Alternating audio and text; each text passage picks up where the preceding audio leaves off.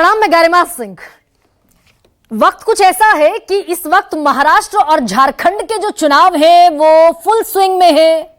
नतीजों का गणित समझने की कोशिश भी लगातार हो रही है, लेकिन आज का दिन इसीलिए बेहद खास हो जाता है क्योंकि आज सारी लाइमलाइट घूमती हुई दिखी राजधानी दिल्ली पर।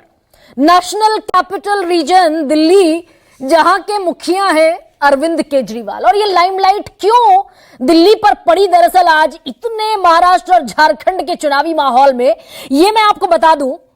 लेकिन उसके पहले ये भी बता दूं कि दिल्ली में भी चुनाव है और मात्र 3 महीने का वक्त है। फरवरी में चुनाव हो जाएंगे। 25 फरवरी तक का दिल्ली विधानसभा का कार्यकाल है और अरविंद केजरीवाल जो मुखिया हैं दिल्ली के, उनके लिए यह चुनाव है दरअसल डू और डाई का, करो या मरो का, क्योंकि भ्रष्टाचार के गंभीर आरोप हैं। पूरी तकरीबन आम आदमी पार्टी जेल की हवा या जेल की सलाखों के भीतर रहकर आ चुकी है। खुद मुख्यमंत्री अरविंद केजरीवाल, राज्यसभा सांसद Sanjay Singh, deputy chief minister Manish Sisodia और इसके अलावा बहुत सारे चेहरों ने कई महीने तक तथाकथित शराब घोटाले के मामले में जेल की सलाखों के पीछे लंबा वक्त काटा। और अलावा इसके अब चुनौती यह है और इसी मामले में इस्तीफा देना पड़ा कि भाई साख बची रह जाए चुनाव में जाने से पहले। एक छवि है कट्टर ईमानदार की जो गढ़ी है आम आदमी पार्टी ने और मुखिया अरविंद केजरीवाल ने। इंडिया अगेंस्ट करप्शन से पार्टी निकली, तो इसी साख के साथ चुनाव में जाने का एक प्लान था अरविंद केजरीवाल का, इसीलिए इस्तीफा दिया और मुख्यमंत्री बनाया गया आतिशी को। लेकिन आज क्या हुआ, इस पूरे प्लान को पलीता लगता हुआ भी नजर आया और वो इसलिए क्योंकि सबसे कद्दावर नेता दिल्ली के जो है आम आदमी पार्टी के, उनमें से एक चेहरे ने, दिग्गज नेता कैलाश गहलोत ने 5 मंत्रालय संभाल रहे थे, नजफगढ़ के विधायक हैं मौजूदा, उन्होंने अचानक पार्टी की प्राथमिक सदस्यता से भी इस्तीफा दे दिया और जो 5 मंत्रालय थे उनके पास, उनसे भी इस्तीफा दे दिया। केजरीवाल को चिट्ठी लिख दी। अब यहां तक तो ठीक है कि कैलाश गहलोत ने इस्तीफा दे दिया, लेकिन जो चिट्ठी लिखी उसमें कैलाश गहलोत तकरीबन वही जबान बोलते हुए दिखे जो भारतीय जनता पार्टी अरविंद केजरीवाल के खिलाफ इस्तेमाल करती है, भ्रष्टाचारी होने का। और बहुत सारे जो है मैं वो चिट्ठी आपके सामने पढ़ देती हूं। हालांकि अंग्रेजी में चिट्ठी लिखी गई, डियर श्री अरविंद केजरीवाल जी, इसके इस संबोधन के साथ, लेकिन हिंदी में अगर उसका तर्जुमा करूं तो कुछ ऐसा है कि कैलाश गहलोत ये कह रहे हैं कि हमने वादा किया था कि यमुना नदी को स्वच्छ बनाएंगे, हम नहीं कर पाए, बल्कि पहले से ज्यादा प्रदूषित हो गई यमुना नदी। हम लोगों के अधिकारों के लिए लड़ने आए थे, हम अपने राजनीतिक एजेंडे की पूर्ति के लिए लड़ने लगे, हम बुनियादी सेवाएं भी दिल्ली वालों को नहीं दे पा रहे हैं।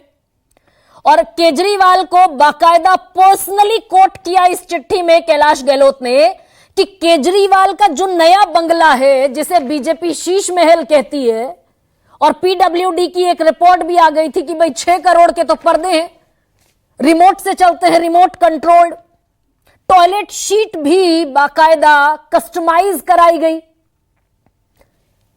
एनवायरमेंट के हिसाब से, सर्दी और गर्मी के हिसाब से। तो कैलाश गहलोत ने कहा कि केजरीवाल का नया बंगला जैसे कई शर्मनाक विवाद जुड़े हैं और अब लोग बड़े भ्रम में हैं कि हम वो आम आदमी रहे भी हैं या नहीं जहां से सफर शुरू किया था। और दिल्ली सरकार अधिकतर समय लड़ती है केंद्र सरकार से, और अगर ऐसे ही लड़ती रही तो दिल्ली वालों का कुछ नहीं होगा। इसलिए मेरे पास आम आदमी पार्टी से अलग होने के अलावा कोई विकल्प अब नहीं बचा है और इसके अलावा भी आम आदमी पार्टी के सामने गंभीर चुनौतियां हैं, वैल्यूज की चुनौतियां हैं, जहां से चले थे भटक गए उस दिशा से। तो ये 1 पेज की चिट्ठी है और इसके बाद कैलाश गहलोत ने कहा कि इमीडिएटली मेरा इस्तीफा स्वीकार कर लिया जाए। मुख्यमंत्री ने स्वीकार कर लिया, आतिशी ने। और ये वही कैलाश गहलोत हैं जो 21 सितंबर को आतिशी के साथ जब शपथ ग्रहण कर रहे थे तब क्या कह रहे थे कि 2025 में अरविंद केजरीवाल को मुख्यमंत्री बनाना और केजरीवाल सरकार को वापस लाना संकल्प है मेरा। उन्हीं का विजन, उन्हीं का विचार, उसी के साथ आगे बढ़ेंगे। वही कैलाश गहलोत है। अब सवाल यह है कि बिल्कुल बीजेपी की भाषा बोलते हुए नजर आए कैलाश गहलोत, और इसमें प्रतिक्रिया आई आम आदमी पार्टी की, स्वीकार कर लिया गया है इस्तीफा। और इसके पहले ये सिलसिलेवार तरीके से चल रहा है, कई और चेहरों ने भी आम आदमी पार्टी छोड़ी, अभी हाल फिलहाल की बात है, और तकरीबन ज्यादातर लोग बीजेपी में शामिल हो गए। वो फहरिस्त भी मैं आपको पढ़कर सुना दूं। राजकुमार आनंद, रत्नेश गुप्ता, सचिन राय, उम्मेद सिंह फोगाट, करतार सिंह तंवर, ये सब आम आदमी पार्टी में थे बड़े बड़े पदों पर, और सब शामिल हो गए 10 जुलाई 2024 को भारतीय जनता पार्टी में। अब आम आदमी पार्टी क्या कह रही है?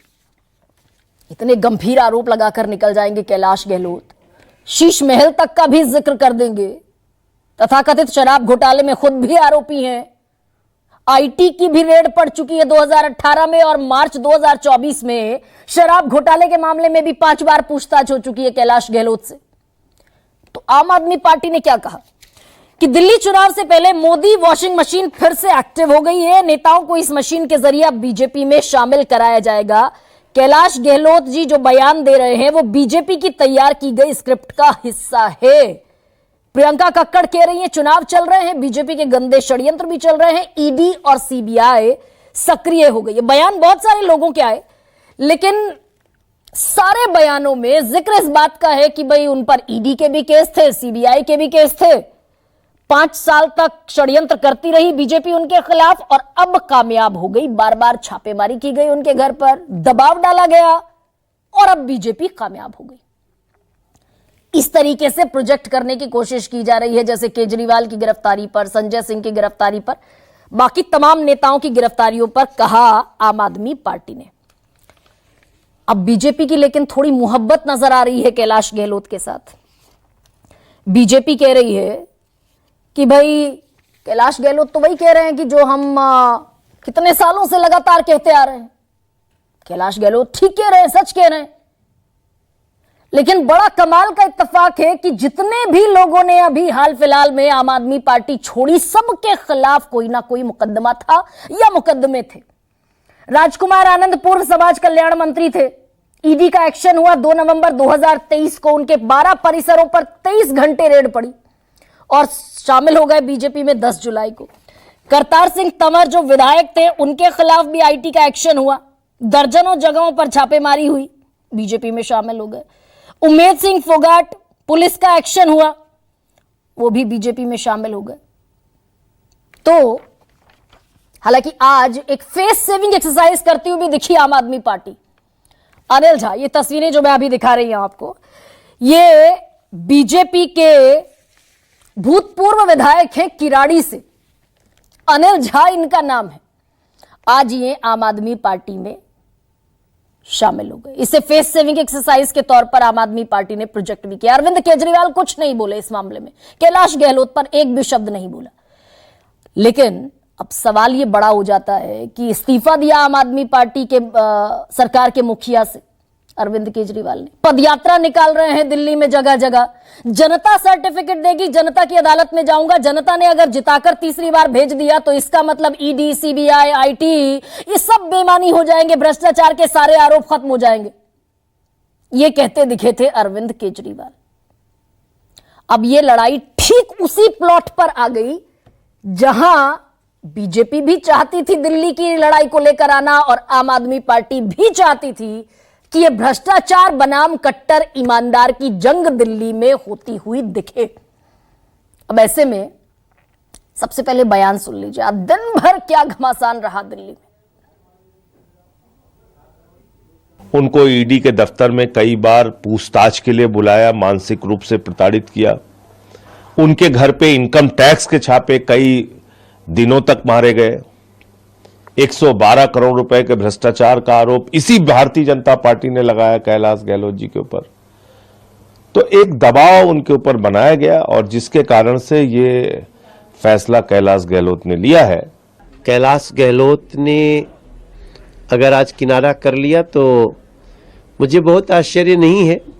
इसका मतलब कि कहीं न कहीं कैलाश गहलोत अरविंद केजरीवाल के उस पाप नगरी में अपने को अब नहीं रखना चाहते हैं। कैलाश गहलोत के इस्तीफा देने से एक बात निश्चित ही सिद्ध होती है कि आम आदमी पार्टी जिस मकसद के लिए बनी थी उससे जरूर भटकी है और कहीं ना कहीं उनकी जो प्रायोरिटीज थी, चाहे भ्रष्टाचार की बात हो या यमुना की सफाई की हो, वातावरण की हो या दिल्ली के डेवलपमेंट की हो, वो कहीं ना कहीं अपने उस लाइन से तो जरूर भटकी है। अब कांग्रेस का हाल वही है भाई। विसिल ब्लोअर शराब घोटाले में कांग्रेस पार्टी थी, बाद में इंडिया गठबंधन में शिरकत हो गई, दोनों पार्टियों की मिलकर चुनाव लड़ लिया। अब दिल्ली के चुनाव है तो अब फिर देवेंद्र यादव कह रहे हैं कि केजरीवाल ने भ्रष्टाचार का शीश महल खड़ा किया है। तो ऐसे में अब दिल्ली चुनाव की भी सुगबुगाहटें आज से शुरू हो गई हैं। तो आज का सबसे बड़ा सवाल आपके सामने, कट्टर ईमानदार वाली छवि पर भ्रष्टाचार का, अपनों का भ्रष्टाचार का प्रहार, और दूसरा सबसे बड़ा सवाल, ईडी सीबीआई का डर दिल्ली चुनाव पर कितना असर।